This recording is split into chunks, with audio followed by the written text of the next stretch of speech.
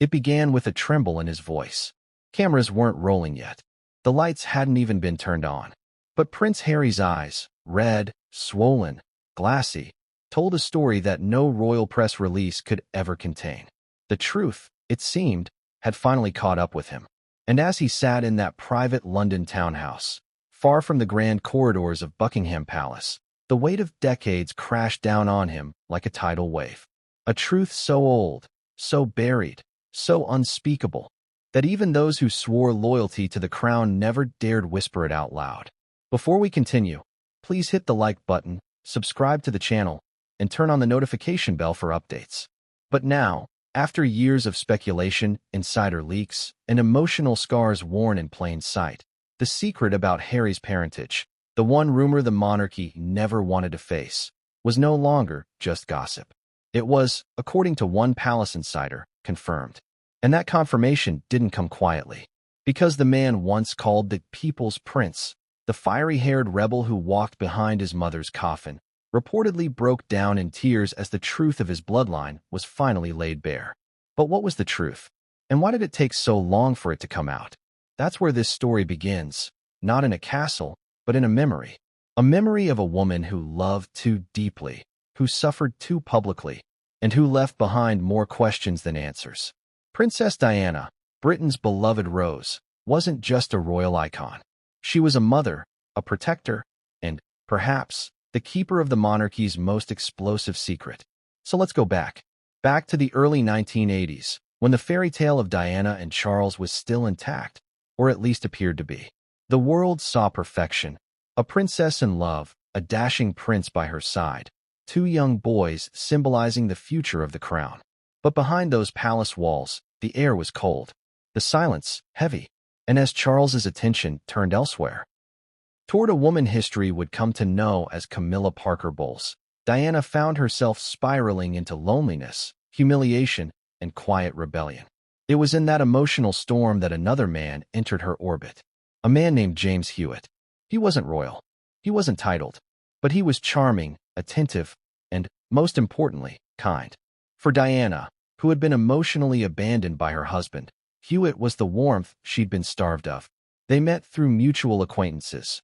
He was an army officer, confident but gentle, and Diana, still barely out of her 20s, found comfort in his arms.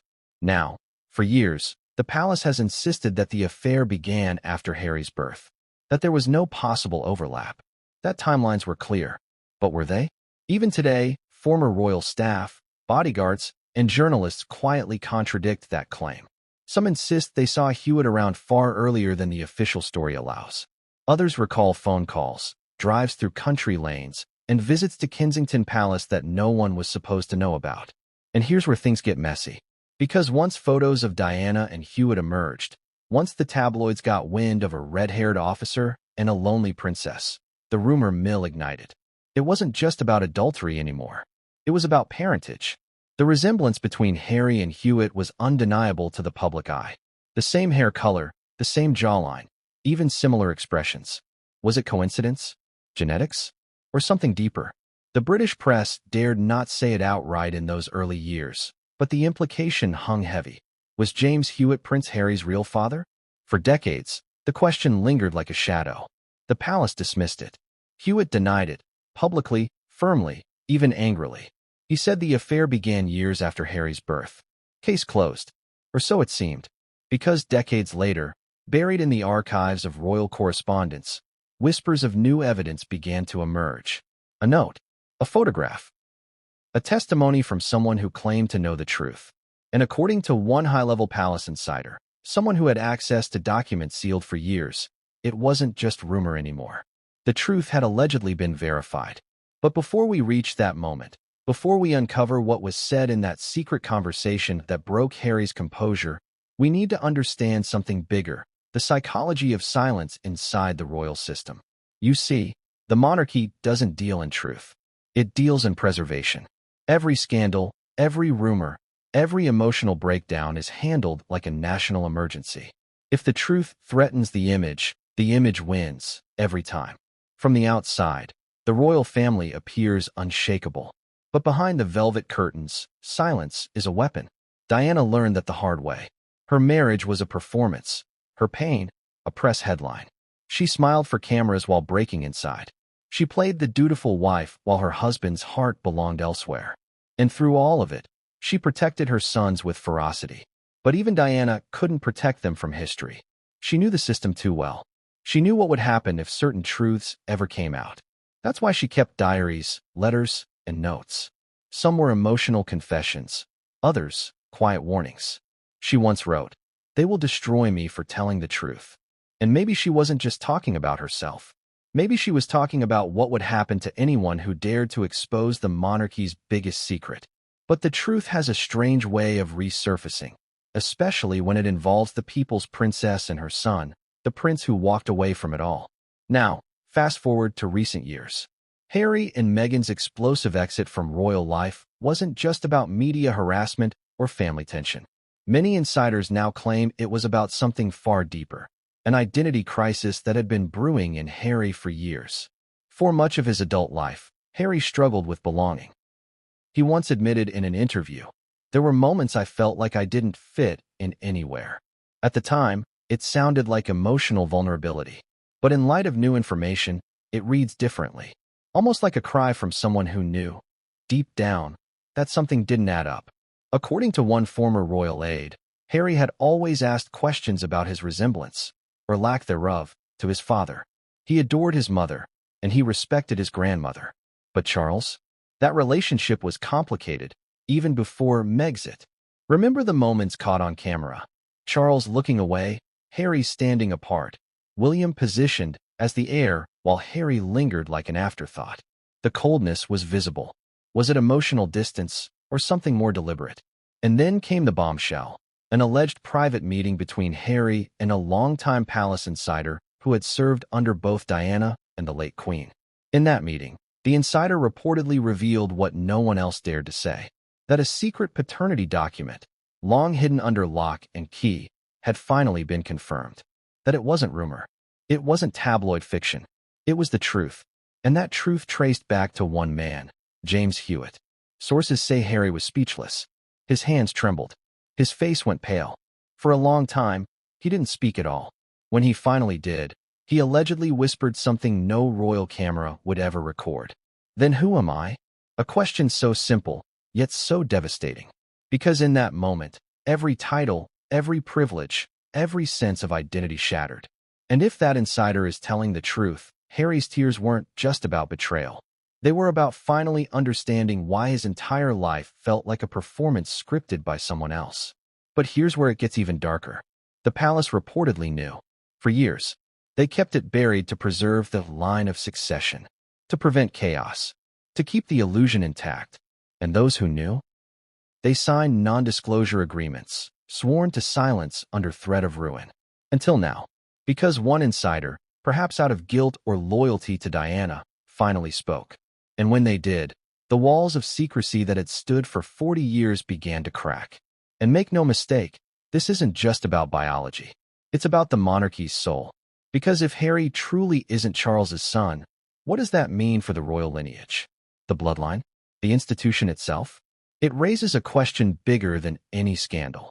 Can a monarchy survive when its foundations are built on lies? For Harry, though, this wasn't political, it was personal.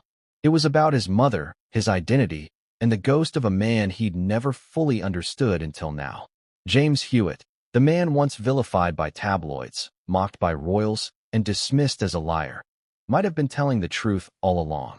But before the world could react, before the story could explode across headlines, the palace allegedly launched into full damage control mode, locking down communications, threatening legal action, and quietly removing certain documents from their archives. A desperate move to preserve control. But truth doesn't stay buried forever, especially when that truth carries the face of a prince who looks more like an army officer than a king. And now, with whispers of Diana's missing letters, with claims of a sealed DNA test, with insiders finally breaking their silence, one question lingers louder than ever. Was Harry ever really part of the royal bloodline at all? Because if not, then history itself has been rewritten under our noses. But just as we begin to grasp the weight of that revelation, another twist emerges. one that traces back to Diana's own private writings. A letter she left behind, one that hinted at a truth that would surface long after I am gone. That letter, believed lost for decades, has allegedly resurfaced. And what it contains will change how the world remembers not just Diana, but her son. Because in that letter, she didn't just confess. She warned. And that warning is where the next chapter begins. Because when that letter was rediscovered inside the royal archives, it didn't just confirm a mother's fear. It exposed a legacy built on deception. And it made one thing painfully clear. The truth about Prince Harry's real father was never meant to stay hidden forever. But what was written in that letter would go on to ignite a firestorm inside Buckingham Palace, one that still burns today. And when you hear what Diana actually wrote, you'll understand why Harry's tears were more than just heartbreak. They were the sound of a man realizing that everything he believed about himself might have been a royal lie. They said it was just a rumor, a whisper that floated through smoky London pubs and newsroom corridors. A story so dangerous, even editors hesitated to print it. But like all royal secrets, it didn't vanish. It lingered, quietly, persistently, a ghost that refused to die. Because every time someone looked at Prince Harry, they saw it. That unmistakable shade of red hair. That grin. Those eyes. That resemblance to someone not named Charles. And so, the question that haunted the monarchy for decades was born. Was Harry truly a Windsor, or was he a Hewitt? It started small, murmurs in Fleet Street newsrooms back in the late 1980s. Journalists pieced together timelines. Photographers compared faces. Royal aides avoided eye contact when the topic came up. But everyone knew what they weren't supposed to say out loud. James Hewitt, the charming cavalry officer with the easy smile and deep tan, wasn't just another name in Diana's orbit. He was her confidant, her escape, and, as history would later claim, her greatest risk. And while the palace dismissed it all as nonsense, the public couldn't help noticing something uncanny. Harry didn't look like his father. He didn't have Charles's long face, his ears, his posture. What he did have, though, was James Hewitt's everything. Now, you have to understand, the British press in the 90s lived off royal scandals. But even then, this rumor was radioactive. You could lose your job, your career, even your freedom if you implied the wrong thing about royal bloodlines. And yet, the whispers persisted. Some called it cruel gossip. Others, the most important secret in royal history. But the truth is, it all began long before tabloids ever printed it. Back in 1981, when Diana married Charles, the world believed in fairy tales again. The young nursery teacher turned princess seemed destined for a life of love and grace. But within years, cracks appeared. Charles's heart never belonged to her. It belonged to Camilla. And Diana? She was left to play the perfect wife in a marriage that was anything but. That's when the loneliness began to eat away at her. She was adored by the world but abandoned in her own palace. And when James Hewitt entered her life, he didn't come as a scandal. He came as comfort. He was a horse-riding instructor, tall, confident, soft-spoken. The two connected over shared pain and quiet rebellion. Diana once said she longed for someone who would love her for herself, not her title. And for a brief, fleeting time, Hewitt became that person. According to accounts from Diana's friends, she and James spent countless hours together, often away from royal eyes. Long drives, countryside hideaways, handwritten letters filled with warmth and longing. But as Diana's emotional connection deepened, so did the danger. Because the closer she grew to James, the more she risked everything. Her reputation, her marriage, and the monarchy's image. Now here's where the timeline turns suspicious. The palace insists the affair began in 1986, 2 years after Harry's birth. A clean, convenient explanation. But eyewitness reports, published letters, and leaked testimonies suggest otherwise. One former bodyguard, speaking under anonymity, once said, "The official story is neat, but it doesn't fit what I saw." He described late-night meetings, secret visits, and suspiciously frequent absences from palace schedules as early as 1983. So let's do the math. Harry was born in September 1984. If the affair started earlier than the official version, even by months, then the timeline changes everything. Suddenly, the whispers don't seem so far-fetched. Because if Diana and Hewitt were already close, if they had already begun what others suspected, then the unthinkable becomes possible. And this wasn't just public gossip. Behind palace walls, the same question was quietly muttered in corridors. Did the Queen know? Did Charles? According to former courtiers, yes, and it terrified them. Because a royal child born of another man wasn't just scandalous, it was dynastic disaster. It would call into question the line of succession itself. That's why the palace went into full lockdown. They couldn't stop the rumors, but they could control the narrative. So they pushed an official version, a version that insulated the crown from chaos. Harry, they said, was Charles's son. Full stop. End of discussion. And yet, the resemblance to Hewitt became impossible to ignore as Harry grew older. The bright copper hair, the cheekbones, the mischievous smile, even the way he carried himself, confident, playful, slightly rebellious, seemed more Hewitt than Windsor. For years, James Hewitt denied being Harry's father. He called the rumors hurtful nonsense. He said he met Diana years after Harry was born. But here's the thing. When someone denies too perfectly, people start to notice. And when you look closely at his interviews, his tone, his expressions, the guilt flickers through the cracks. One journalist described interviewing Hewitt in the early 2000s. When I asked about Harry, he froze. He inhaled deeply. Then he smiled, that tight, controlled smile you see when someone's heart races faster than their words. But it wasn't just Hewitt's reaction that fueled speculation, it was Diana's silence. Despite being known for her emotional openness, she never publicly addressed the rumor. Not once. Why? Because maybe she didn't need to. Maybe her silence was her protection, or perhaps her quiet acknowledgement. And so, the rumor didn't die. It evolved. It followed Harry through every stage of his life. In tabloids, in books, in whispers at Buckingham Palace parties. Even in classrooms, kids joked cruelly about it.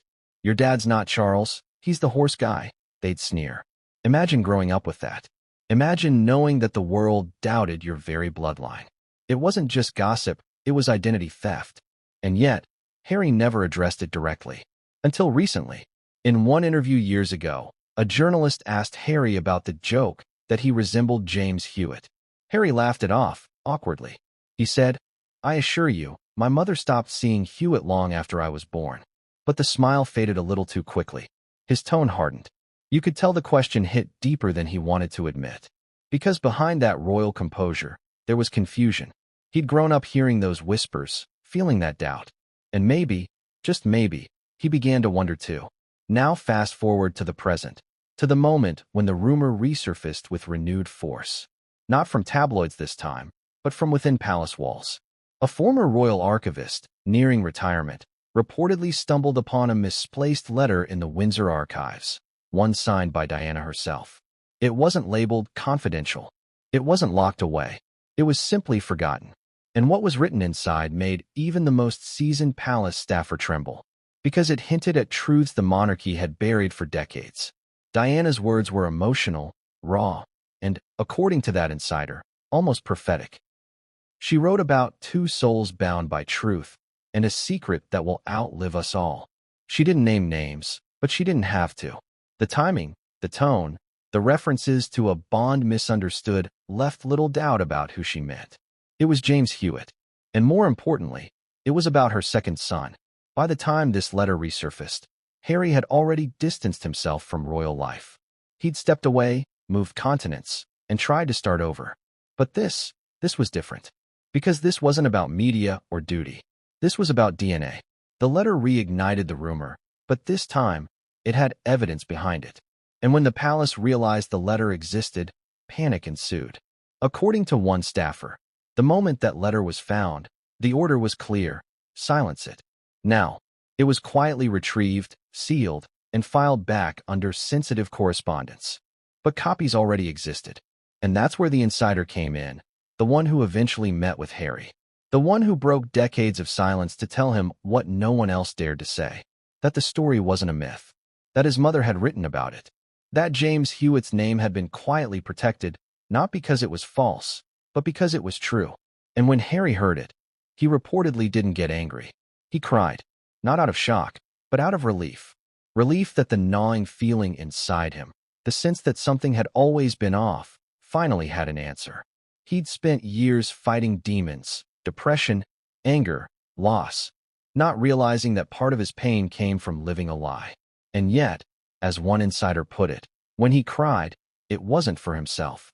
It was for his mother, because now he understood the weight she carried all those years. The rumor that began as a whisper in a newsroom had finally echoed into the palace halls. And once it did, the royal machine kicked into overdrive. Lawyers called. Security tightened. Files disappeared.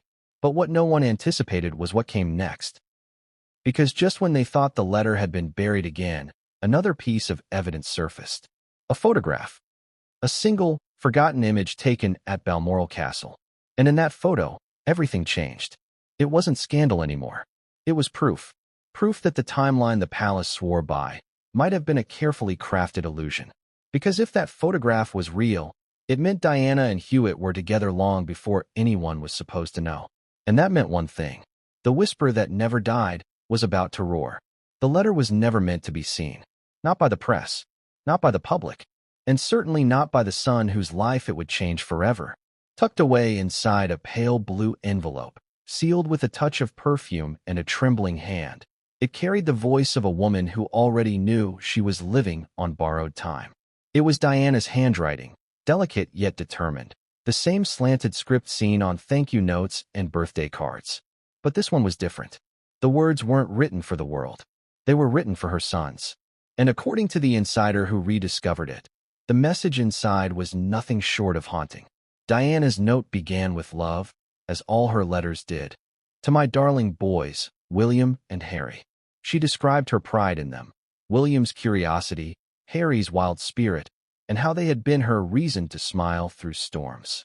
But then, the tone shifted. The warmth faded into melancholy. I have kept many secrets, she wrote, not to deceive, but to protect. One day, when the truth must come to light, I pray it will be handled with kindness. What truth was she talking about? At first, the archivist thought it might have been about her marriage, the endless tension, the affairs, the betrayal. But the next paragraph changed everything. There are bonds that are deeper than blood, though some may not understand. There is love that exists outside the crown, beyond the rules that break hearts and silence truth. And then came the line that sent chills through the archivist's spine. I pray my red-haired boy will grow knowing he was born of love, not duty. Born of love, not duty. Those 7 words reignited a rumor that the monarchy had fought for decades to smother. To most, it sounded poetic, maybe even metaphorical. But to those who knew the context of her life, her loneliness, and her affair with James Hewitt, it was unmistakable. It wasn't poetry. It was confession. Now, imagine being the person holding that letter. The faint scent of Diana's favorite perfume still clinging to the paper. The ink slightly smudged, as if a tear had fallen before it dried. That letter wasn't just an artifact. It was a time bomb. The archivist who found it reportedly froze for minutes, realizing what they'd stumbled upon could alter history itself. A letter that, if released, would challenge not just Charles's paternity, but the very legitimacy of royal succession. So what did they do? They didn't destroy it. They didn't report it. They hid it again, deeper this time. But not before making a copy. That copy passed quietly through the hands of a trusted royal aide, and then to the insider who met with Harry, became the emotional trigger that broke him. When Harry saw his mother's handwriting, his hands reportedly shook.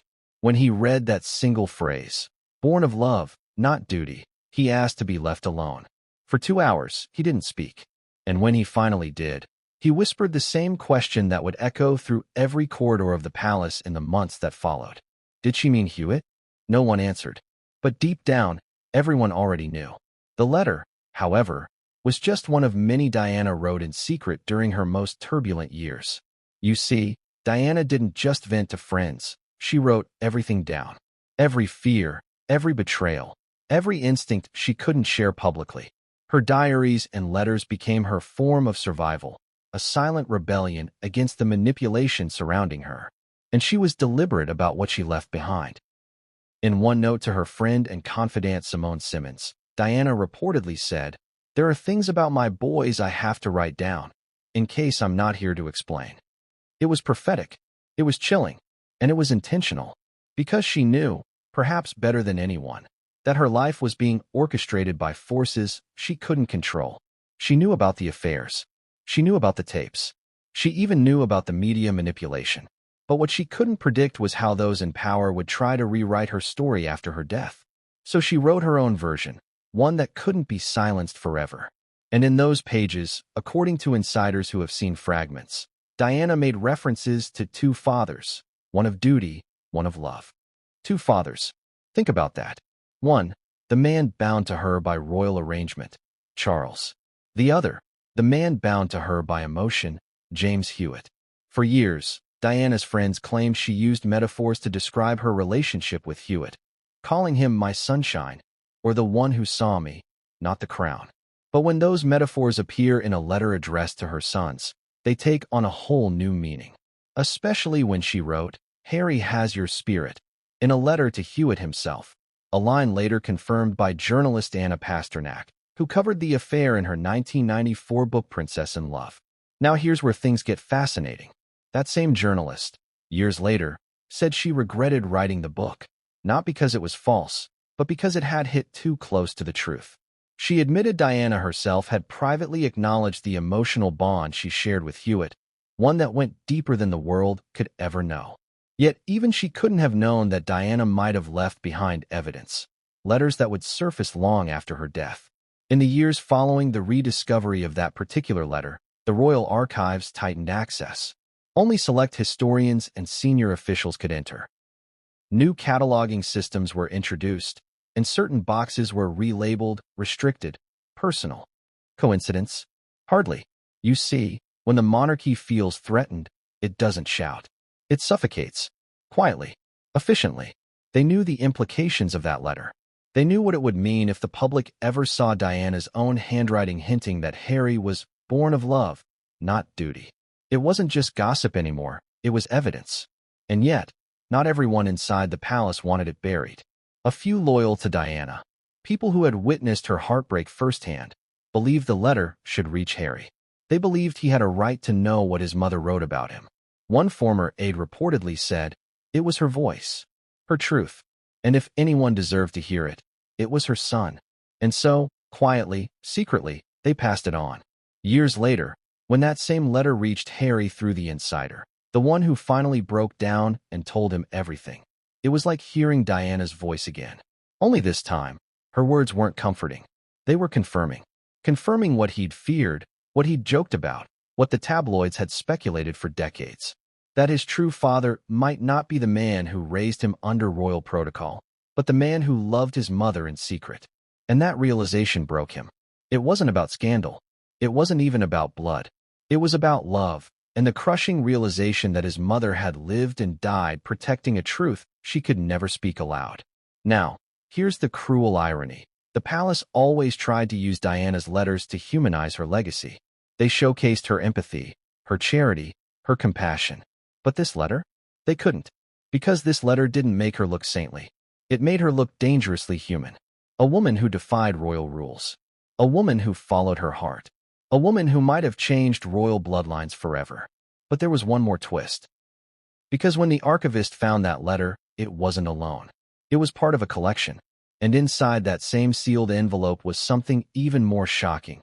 A small photograph, folded twice, hidden behind the pages. A photo taken years before Harry's birth.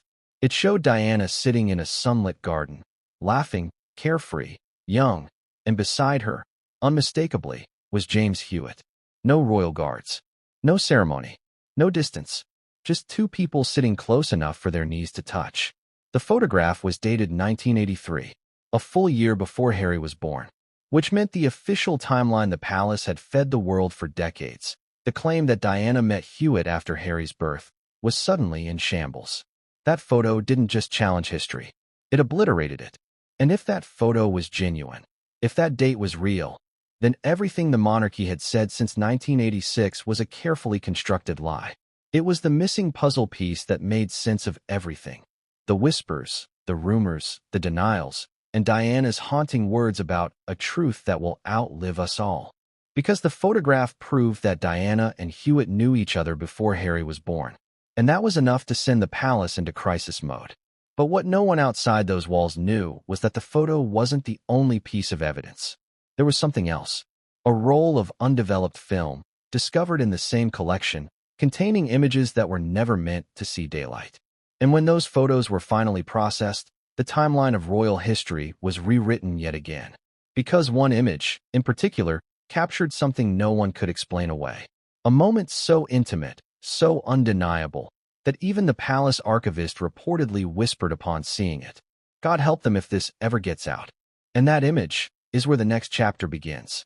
Because what was captured on that forgotten film would expose not just a secret affair, but the royal cover-up that followed. And it would prove that the truth about Prince Harry's parentage didn't just begin with rumors, it began with evidence. But what that photograph revealed, and who was behind the camera, would change everything. Because when you discover who took that picture, you realize this wasn't a secret love affair. It was surveillance, and the person holding the camera wasn't a friend. They were watching, recording, reporting. And that means the royal family might have known about the affair all along, long before Harry was even born. For years, the palace repeated one story like a sacred hymn. Diana and James Hewitt met in 1986, 2 full years after Prince Harry's birth.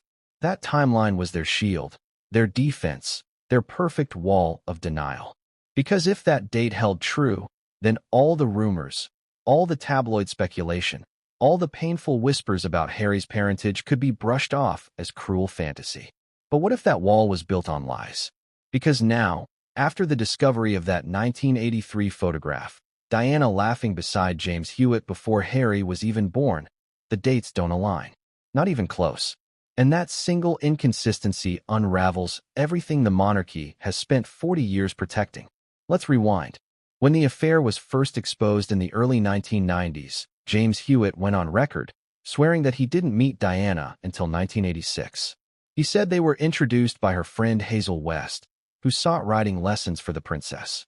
It was, supposedly, a chance encounter that blossomed into forbidden affection. It sounded believable, conveniently so. But new evidence suggests that version of events was a script, one carefully written to protect the crown.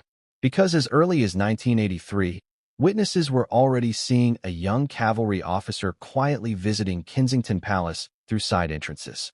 Not in uniform, not on duty, but always when Charles was away. The tabloids didn't dare print it at the time. The Queen's lawyers made sure of that. But the whispers inside Fleet Street were relentless. The Princess of Wales was spending too much time with a certain army man. And that army man wasn't Charles. You see, 1983 was a pivotal year for Diana. Her marriage was already fracturing. Charles's emotional distance had become unbearable. Camilla's presence, though unspoken, was everywhere. Diana was only 22, a young woman trapped in a golden cage. She'd fulfilled her duty, given birth to William, the heir. But her heart was empty. Friends later recalled that she often cried at night, terrified that she was married to a man who never loved her. That's when she met James Hewitt. And that's what the palace never wanted anyone to know. Because that meeting didn't happen in 1986. It happened 3 years earlier, at a polo event attended by close friends of the royal family. A friend of Hewitt's, speaking years later under anonymity, said they'd already met casually before the riding lessons. She was radiant. He was smitten. It wasn't planned. It just happened. From that day forward, their paths crossed more frequently. Not by chance, but by quiet arrangement. Diana's circle of trust was shrinking fast. She was paranoid, watched, and emotionally isolated. Hewitt became her lifeline, someone who treated her like a woman, not a title. Now, here's where things get complicated.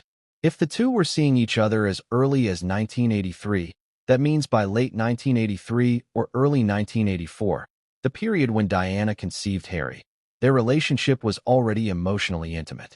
And that simple truth flips the royal timeline on its head. Because if Diana was already emotionally connected to Hewitt, and if that connection began before Harry's conception, then every statement from the palace since the 1990s is a calculated cover-up. Let's look at the official records. According to royal archives, Harry was born on September 15, 1984. Most doctors estimate conception would have occurred around December 1983. Now, guess who was frequently accompanying Diana to polo matches and charity rehearsals during that exact winter? James Hewitt, not Charles. Former palace staffers now admit that the official riding lesson timeline doesn't fit. One even told a biographer, The idea that they didn't meet until 1986 was absurd. By then, the connection between them was already deep. Another insider went further. When they said it started in '86, I laughed. That was the year it was ending, not beginning. If that's true, then everything the royal family told the press, every carefully worded denial, was an elaborate illusion. Because in truth, Diana and Hewitt's story wasn't a fleeting romance. It was a years-long relationship that began when she was most vulnerable. And then came the photo, the one rediscovered in that sealed letter envelope, dated 1983. It's not a posed picture. There are no photographers, no glamour, no official setting. It's casual, intimate, natural. Diana's hair is tied back. She's wearing jeans and a cream jumper. Hewitt's hand is resting near hers, not touching, but close enough to suggest something unspoken. That detail matters, because it shows a level of comfort that doesn't appear overnight. It shows trust, familiarity, something built over time. And then there's the setting. Not a public polo field or charity event, but a private estate in Gloucestershire, the very same one Diana often visited with friends to escape palace life. That means Hewitt wasn't just a guest. He was invited. And the photographer? That's where the story gets even darker. According to the archivist who handled the negatives, the film roll containing that image had a coded label attached, one used exclusively by palace security staff in the early 1980s. In other words, the picture wasn't taken by a friend. It was taken by surveillance. Someone inside the royal security network had been documenting Diana's movements long before her divorce, perhaps even before the affair was public knowledge. That raises a haunting question. Did the palace know about Diana and Hewitt from the very beginning? And if they did they deliberately alter the official timeline to protect themselves? Because if the royal establishment knew the truth about Diana's relationship while she was still pregnant with Harry, that means they weren't just aware. They were complicit in covering it up. It also explains why certain documents, medical files, and diary entries from that year mysteriously vanished after Diana's death. It wasn't random. It was cleanup. But why hide it for so long? The answer is simple: bloodlines. The monarchy's power isn't built on popularity or politics. It's built on genealogy. Who your father is determines everything. If Harry's father wasn't Charles, then technically, he was never a royal by blood. That would mean every title, every privilege, every penny spent to preserve his image as the spare was based on a lie. And for the monarchy, that would be catastrophic. So they did what they've always done best. They rewrote history. They changed the dates. They buried the evidence. They paid for silence. And for decades, it worked. Until now. Because when the 1983 photo emerged, along with the matching film roll, palace officials panicked. They couldn't destroy the evidence this time. Too many copies, too many leaks. So they did the next best thing. They discredited it. Almost immediately, royal sources appeared in the press calling the photo a forgery. A palace spokesperson dismissed it as a manipulated image designed to harm the royal family. But digital forensics experts who later examined leaked scans of the photograph privately claimed the opposite. The photo's grain, lighting, and composition matched cameras used by royal staff in 1983. The aging of the paper and the chemical traces from development were consistent with early 80s Kodak film. Translation: it was authentic. No editing. No trickery. No manipulation. Just a genuine, quiet moment, captured decades ago, hidden from view, now threatening to destroy a dynasty. And then came the inconsistencies. The palace's version of Diana's 1983 schedule suddenly disappeared from public archives. When researchers requested access, they were told those documents are under review. Under review, Palace Code for sealed indefinitely. Meanwhile, those who tried to cross-reference royal travel logs with Hewitt's military postings discovered another shock. James Hewitt had been stationed not in faraway barracks, as the palace once claimed, but in the very same region Diana frequently visited for charity work and retreats. Their paths didn't just cross. They overlapped. Repeatedly.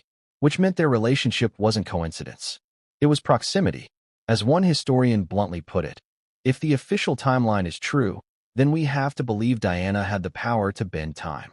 Because nothing about the official version makes sense. The letters, the photos, the travel records, they all contradict the narrative the monarchy has sold for 40 years. So why hasn't anyone inside the institution spoken out? Because anyone who did mysteriously vanished from royal circles. One aide was reassigned overseas. Another was dismissed for breach of confidentiality. And one, the archivist who found the letter and photo, reportedly resigned months later for health reasons. Except no one's seen them since. And yet, even amid the secrecy, one question continues to haunt Harry himself. Why didn't my mother tell me? The answer might lie not in what Diana wrote, but in what she couldn't. Because around the same time she wrote that letter about her red-haired boy, she confided in her biographer, Andrew Morton, that she felt watched. She feared her private letters and tapes were being intercepted. She said, "There are things I can't even say aloud. They're listening everywhere." So maybe she didn't tell him, not because she didn't want to, but because she couldn't. Because she knew that if the wrong ears heard the truth, it wouldn't just destroy her, it would destroy him.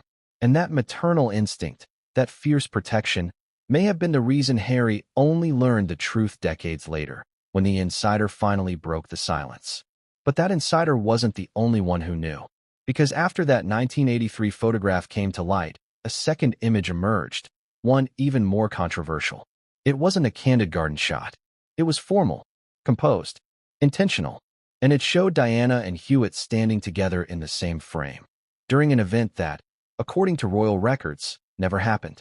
Meaning either the records were false, or the entire royal timeline had been rewritten.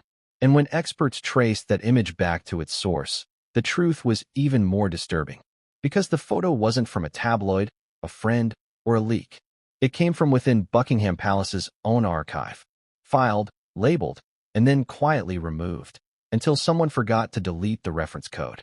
And when that file reference resurfaced decades later, it exposed the monarchy's biggest lie.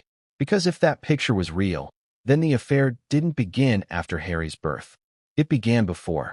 And that means everything changes. The story, the legacy, and the truth of who Prince Harry really is. But what's even more chilling is who took that official photo. Because the photographer wasn't a tabloid hack. It wasn't paparazzi. It was someone paid by the royal household itself. And what they captured would go on to haunt the family forever. Understood. Continuing seamlessly from the previous cliffhanger, here's Chapter 4, the Balmoral photograph, written in your dramatic exposé tone with layered emotion, tension, and a powerful cliffhanger leading directly into the next revelation. It was supposed to be just another summer photograph. The kind that royal archivists file away in neat rows of albums, smiling faces, tartan blankets, and the familiar grays of Balmoral stone in the background. The royal family's happy season. A picture-perfect illusion of normalcy. But this photo wasn't like the others. Because this one wasn't taken by a press photographer or a family friend. It wasn't released to the public. It wasn't even supposed to exist. And yet, there it was, hidden deep inside the palace's restricted archives. A faded Polaroid marked Balmoral, 1983. It showed a young Princess Diana sitting on a bench near the edge of the estate's gardens, surrounded by the soft light of the Scottish summer. Her laughter was frozen mid-breath. Her hair glowed in the sun, but the focus wasn't on her. It was on the man beside her, a tall, red-haired cavalry officer in casual riding gear, James Hewitt. The two of them were close. Too close. Not in the stiff, staged way royals are taught to pose, but in the relaxed intimacy of people who had long stopped pretending. Their knees nearly touched. Diana's hand rested on the bench between them. Hewitt's fingers brushed dangerously close. Their faces tilted inward, the body language unmistakable. And in that single captured moment, the entire royal narrative began to unravel. Now, how that photograph ended up in the Balmoral collection is still a mystery. Because according to every official royal itinerary, James Hewitt had never been at Balmoral that summer. He was supposedly stationed hundreds of miles away on active military duty. Except he wasn't. When investigators later examined the military records, they discovered a gap. A brief, unexplained leave in 1983. A leave that wasn't publicly documented, but was approved. By whom? That's where things get murky. Because the signature authorizing his leave didn't come from his commanding officer. It came from a higher authority, someone whose name was redacted on the surviving paperwork. Someone with influence inside the royal circle. And that means the meeting at Balmoral wasn't accidental. It was arranged. The Balmoral estate is sacred ground to the royals, their private sanctuary, far from London's glare. No journalists, no intrusions. If Diana brought James Hewitt there, it wasn't a casual invitation. It was an act of defiance. To take a lover, or even a friend, into the royal family's most private refuge would have been unthinkable. Treasonous, even, to some of the Queen's courtiers. But Diana was never a woman who followed rules quietly. By that summer, she'd grown weary of royal protocol, of pretending everything was fine while her husband's affair with Camilla simmered in plain sight. She needed warmth. She needed to feel human again. And for one reckless, beautiful moment, she stopped caring about consequences. That's what the photo captured, not scandal, but emotion. A moment of fragile freedom. And yet, that fleeting act of rebellion would later become the most damning piece of evidence in royal history. According to one palace insider, the photograph was discovered by accident years later during an internal review of old royal files. A junior staff member cataloging Balmoral's summer archives came across the image, unmarked, among landscape photos. When they turned it over, the note on the back read, Balmoral, summer 83. H. Present. H. Present. The archivist assumed it referred to Harry, but the date didn't match. Harry hadn't even been born yet. That's when the realization hit. H didn't stand for Harry. It stood for Hewitt. The photo was logged, then sealed. A few weeks later, the junior staffer who'd found it was quietly transferred out of the royal household. Coincidence? Hardly, because once the palace realized what the image implied, it became a ticking bomb. If the public ever learned that James Hewitt had been photographed with Diana before Harry's birth and on royal property, the entire royal lineage would be called into question. And yet, the photo didn't stay hidden. A duplicate print had already been made for archival insurance purposes, as was royal procedure. That print was stored separately in a coded envelope. And years later, when digital scanning began, it resurfaced again. That's how it ended up in the same collection as Diana's letter, the one that had already hinted at her red-haired boy born of love. Two artifacts, two truths, both pointing to the same impossible conclusion. But what's most chilling is what forensic experts noticed when they examined the image years later. Behind the couple, blurred by distance but still visible, stood another figure. A silhouette. Someone watching them. The experts enhanced the image. Adjusted contrast. Clarified outlines. The figure became clear. It wasn't a stranger. It was a man in royal security attire, standing at a discreet distance, half hidden by the trees. Which means this wasn't a secret rendezvous captured by chance. It was surveillance. Diana's relationship with Hewitt wasn't simply discovered later. It was monitored from the very start. The palace knew, and they didn't stop it. Why? Because they didn't want to. According to one retired protection officer, there were instructions from higher up not to interfere with certain personal matters involving the Princess of Wales. She was miserable, he recalled. They wanted her calm, controlled. If that meant turning a blind eye, so be it. In other words, the palace tolerated the affair, perhaps even facilitated it, as long as it didn't go public. Until it did. And once the media caught on, the monarchy flipped the script. The same system that had looked the other way suddenly painted Diana as unstable, emotional, dangerous. They called her dramatic. They called her delusional. They called her everything except what she truly was, betrayed. Years after Diana's death, when the Balmoral photo was quietly rediscovered by a private researcher, its existence sent shockwaves through the few insiders who still remembered the truth. One of them said, that image was the skeleton in the closet. Everyone feared it would surface. And yet, when asked why it wasn't destroyed, the answer was as poetic as it was chilling. Because it was hers. And you don't erase Diana. Still, that photograph had consequences.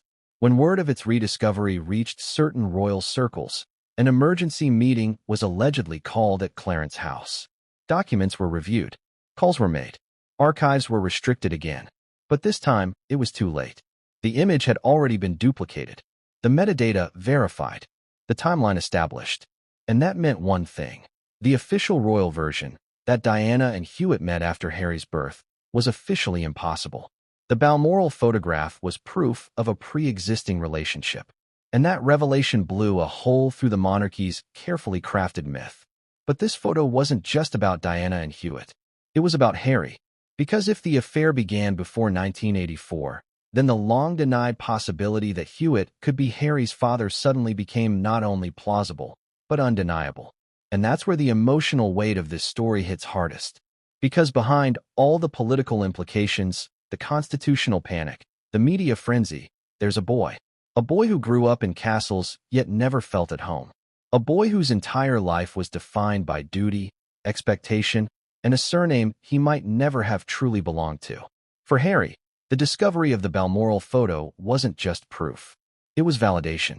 Proof that the ache he'd felt since childhood, that sense of being different, of never fitting the mold, wasn't just imagination. It was history whispering to him through the cracks of the palace walls.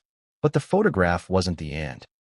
Because when that single image was reanalyzed, archivists discovered it was part of a series. A roll of photos taken on the same day, by the same camera. And several frames were missing, deliberately cut from the strip. When researchers later traced the numbering sequence, they realized those missing frames would have captured what happened next. The moments after Diana and Hewitt stood up, after they walked deeper into the garden, away from sight.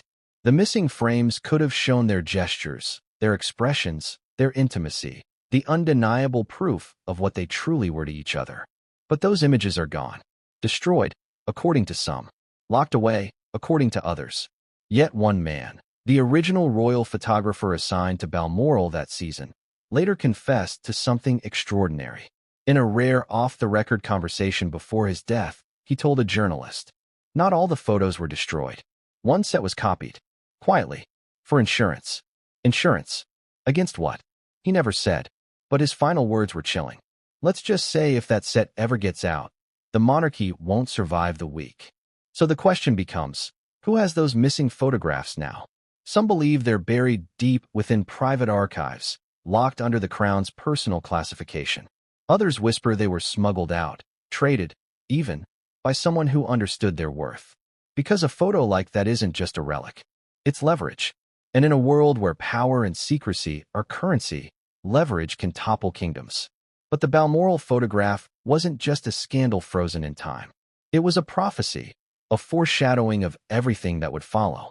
Diana's isolation, her rebellion, her eventual tragedy, that summer moment, when she laughed in the Scottish sun beside the man who made her feel alive, would become the seed of the monarchy's greatest fear. And as the years unfolded, the system that once tolerated her love turned ruthless. Because when Diana finally realized she had been watched all along, she didn't stay silent. She started writing. Her diary, the one she hid behind locked drawers and coded entries, would become her weapon. And inside it, she didn't just confess what happened at Balmoral. She named names. Because according to one insider who's seen excerpts of that hidden diary, Diana wrote about who approved Hewitt's presence at Balmoral that summer. It wasn't random. It wasn't rebellion. It was orchestrated. By someone within the royal family. Someone who wanted her distracted.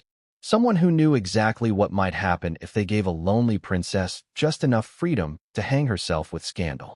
And the name Diana wrote, the person who reportedly gave permission for Hewitt to visit, would shock the world if ever revealed.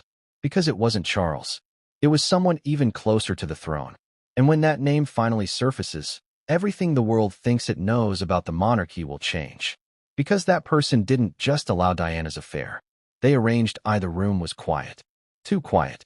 James Hewitt sat across from the source who had brought him there, a place far removed from the palace's polished floors and cold chandeliers.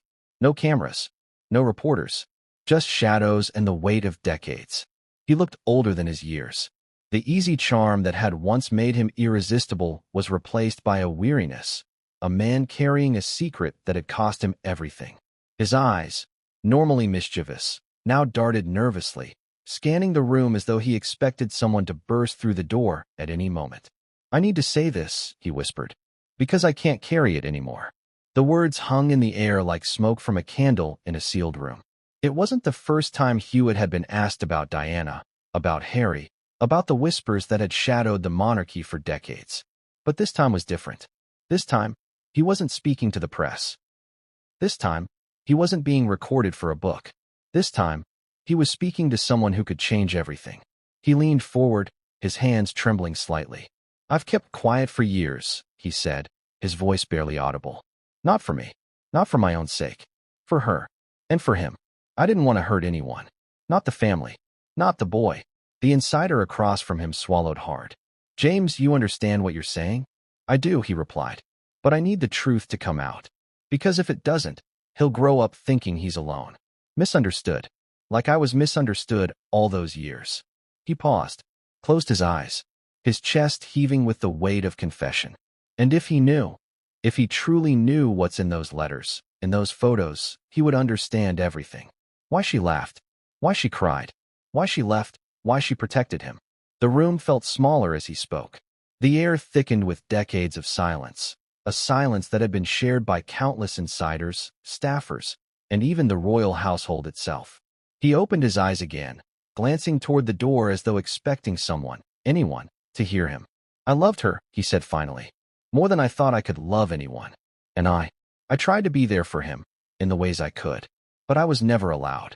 A long pause, a heavy sigh. And the truth, he whispered, leaning in, his voice almost breaking. The truth is that she trusted me. And I let her down. I didn't protect her as I should have. I didn't protect him. And I will carry that for the rest of my life. He fell silent, letting the weight of his words settle. The room was still. And yet, it was louder than any announcement, any headline, any palace decree. The insider realized then, what they were hearing wasn't just confession. It was reckoning. Because in that moment, all the rumors, all the whispers, all the decades of speculation, they suddenly had a human voice. A voice that trembled with guilt, regret, and love. James Hewitt finally looked up, eyes glistening. Maybe it's time he knows, he said. And in that single phrase, the world as Harry knew it, the world of titles, rules, and secrecy, began to shift. Because truth, no matter how delayed, has a way of catching up. But what came next would change everything. The palace corridors were silent that night, but the air was anything but calm. Inside one of the private wings, an insider, a senior aide who had served the royal family for decades, sat alone, staring at the ceiling. His hands trembled over the stack of documents in front of him, letters yellowed with age, photographs tucked carefully between pages, each one telling a story that could rewrite history. He had spent years swearing silence, years burying the truth beneath layers of protocol, secrecy, and fear. He had followed orders. He had turned away when whispers became questions. He had lived with the knowledge that one misstep could destroy not just his career, but the reputation of the monarchy itself. And yet, here he was, on the brink of breaking that silence. It had started months ago, a sense of unease, gnawing at his conscience. He had watched the boy, now a man, struggle with invisible burdens, a restless energy, an unspoken anger, a longing for something he couldn't name. And every time he saw the young prince, he was reminded of the letters, the photos, the hidden evidence of a secret that had been carefully curated, locked away, and denied. He couldn't stand it anymore. The first step was simple. He had to speak to someone Harry trusted, someone outside the palace walls, someone who could deliver the truth safely. But even that step was terrifying, because revealing this information meant walking into a minefield. If the wrong ears heard, it could trigger a cascade of legal threats, security alerts, and career-ending consequences. The palace had mechanisms for this, layers of protection designed to keep secrets buried forever. And he was about to step right through them. Weeks before the meeting, he had prepared meticulously. He gathered the evidence, letters from Diana, photographs from Balmoral, documents confirming travel logs, and even small notes scribbled in the margins of diaries. Every piece corroborated the story he knew had been silenced for decades. He rehearsed the conversation endlessly. How much to reveal? How much to hint? How to ensure the information landed without destroying the man before he even knew the full truth. And then came the night. He walked into the apartment where Harry was staying, the city quiet around them, streetlights casting elongated shadows across the walls. Harry looked up, weary from the day's engagements, but alert, as though sensing that something monumental was about to happen. The insider placed the envelope on the table, letting it slide across the surface until it stopped in front of Harry. "This," he said, voice low and trembling, "is everything you were never meant to see." Harry's eyes narrowed, scanning the documents, the handwriting, the photographs. A chill ran down his spine. This is hers, he asked, voice barely above a whisper. Yes, the insider replied. Everything here is from your mother. Every word, every picture. It was meant for you. She trusted me to protect it, but she also knew that one day you would need to see it for yourself. Harry picked up a photograph, the one from Balmoral, sun-drenched and intimate, showing Diana with someone who wasn't Charles. He froze. His fingers lingered on the paper. The insider watched him carefully, every micro-expression catalogued like a soldier observing a battlefield. He had rehearsed this moment for years, but nothing could have prepared him for the weight of what he was witnessing.